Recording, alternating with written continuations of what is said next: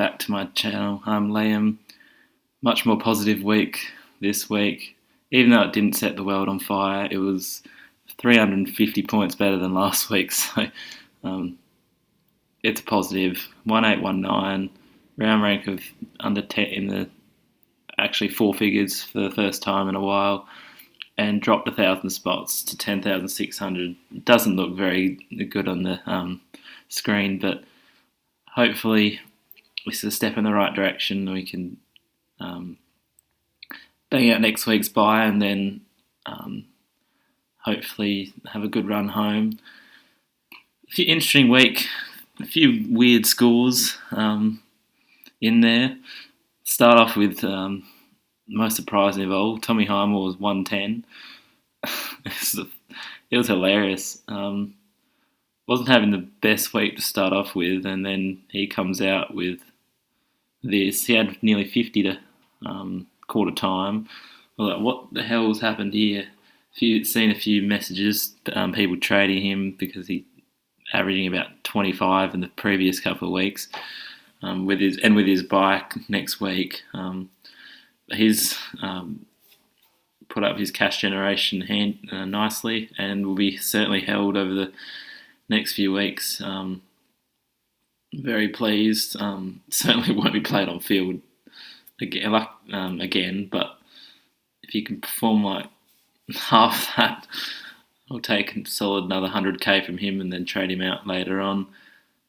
Another positive in defence, Jaden Short, 122, now averaging 96 in his last five, which is very respectable for a D3, D4 sort of player.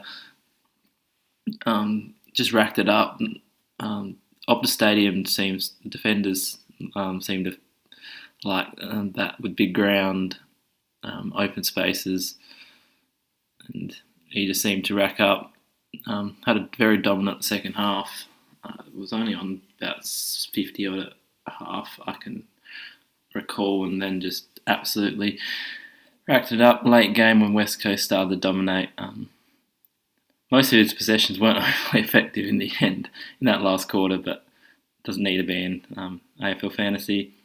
Tommy Stewart, 88, solid without being amazing, but his consistency is rarely puts up a bad game. As you can see with his last five averaging 94, can't complain. A bit disappointing with Whitfield, traded him in this week. 77, was nearly lucky to get to 77. He just looked lost half the game. Just goes off really early in quarters, and then doesn't seem to get back on till halfway through, and then it was just nowhere, and this wasn't getting tagged at all. It's a bit weird compared to his last two games, but hopefully he can bounce back. Doesn't have the bye next week, which is a positive for defenders this week, where 95% of them do. James Harms, I like his role. 87. I probably wanted a little more, but where he's priced at, you take it and run. Markov, 70. For a D6 at this stage, it's all right.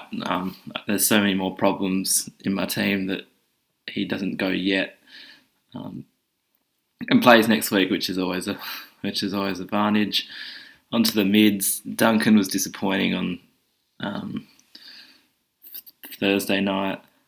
I shouldn't have VC'd him, but I don't know what I was thinking. Port, one of the hardest teams to score against. I just wanted to go a bit different with the VC, knowing I wanted a captain Gorn for today's game. So went for the risky option, didn't pay off. Taranto started like a house on fire, but then drifted away as the game got tight. It seems to do that in big moments. He loves to chip around, get stacks of the ball when there's not much pressure about, but once the pressure hits, he seems to slow down a little bit. But you can't complain, averaging 120 in his last five pretty much. Rory Laird, amazing after being tagged early. moved him to the midfield to bring Whitfield in. It didn't actually matter which position they were in, both defender mids. But he'll be moved back soon, probably for Markov, to bring in a midfielder later on the season. But 120 is very, very nice. Jordan, 78, did his job. I was on 50 halfway through the second. Slowed down a little bit late, but played a very good game. And just was very solid, but we'll have to go this week with his buy and his price and very little rookie options to go to, so you need to get rid of the more higher priced players. It'll be very hard trading week this week. Looking at, there's no rookies to bring in. There's not really anyone under 400k to bring in, so it might be a few straight swaps for people off their buy. Burns solid, 54. Take it and run again. Probably will be traded this week. Bianco, very disappointing, but he's averaged 60 in his last three, so again, take it. But he wasn't counted this week, having 20 players, so it might have affected more than me, with people only playing 18, having to field him. Newcomb, Friday night, he was incredible. For someone who only got 13 touches, 87. I don't see him doing this every week, but 14 tackles. Wow, fantasy pig if you can do that every week. But a very handy rookie coming off his bye. That was a very good trade in this week. Gorney, very worried for his slow start, but had a very nice second half. Was on 43 at the half and was a bit worried, but to end up with 120, yeah, very nice. As the Collingwood rucks tired a bit, he seemed to get on top late. Fair few little sneaky tackles in that last quarter, which is very nice to see. Flinny, 69, you take it. Moving up another, is probably nearly maxed out in price, and after the buyers will certainly be looking to offload him up to, if Grundy's playing, possibly him or Sean Darcy, who looked very good this week. Annoying not to have him, but can't have everyone. Tracy, 81, starting to hit some form with tapping it out.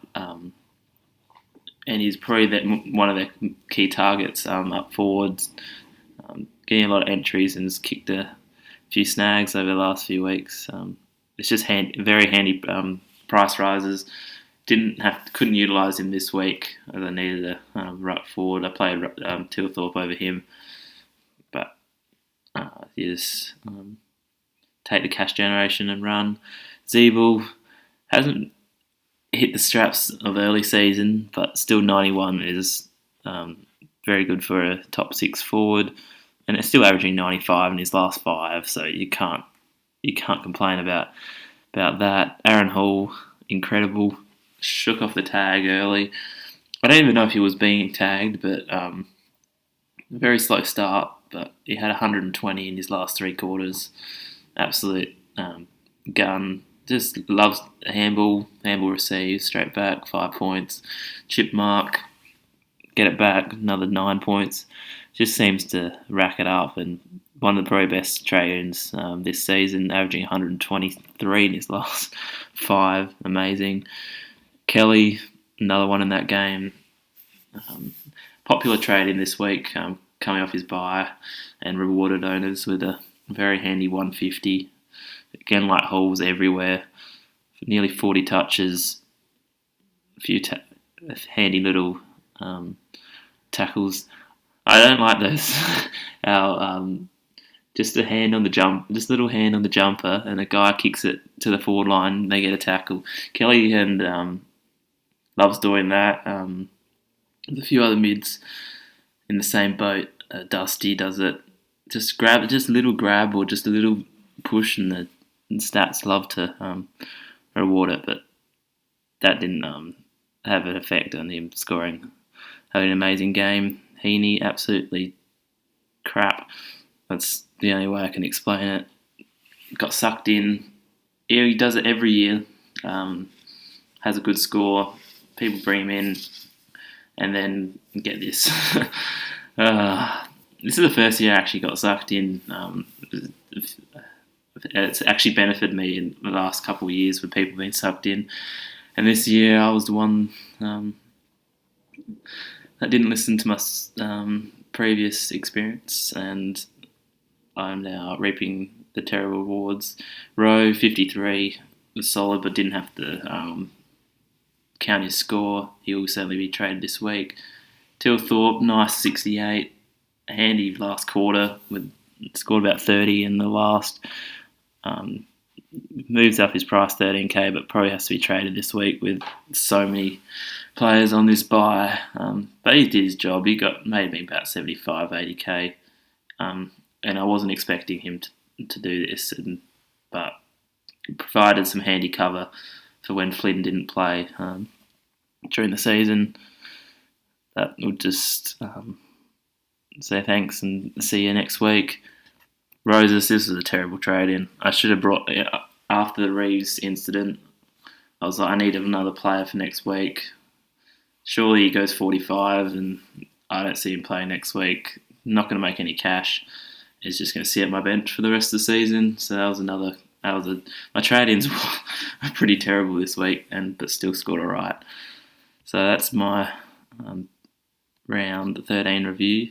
I'll be back on tomorrow with a trade talk, on possibly Wednesday with a trade talk for this week's upcoming torture round, as I call it. I don't see this being at all a very high scoring week, and it's going to be a struggle for a lot of teams to get 18 on the park. But hopefully I can give you some decent insights then, and hopefully we can survive next week. So till then, have a good one.